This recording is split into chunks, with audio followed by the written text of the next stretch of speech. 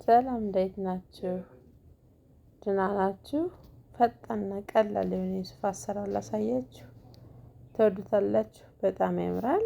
በመጀመሪያ ሱፋችን ለቅመን በመጥበሻ ወይ በምታገኙት እቃ ሞቅ ሞቅ እናደርጋለን። በጣም መብሰል የለበትም። ሞቅ ሞቅ አድርገን የሆነ መቅላት ሲጀምር እናወጣዋለን። ከዛ በደንብ ካቀዘቀዝን በኋላ መፍጨት ነው። ከፈጨን በኋላ በምታዩት መንገድ እናጠለውና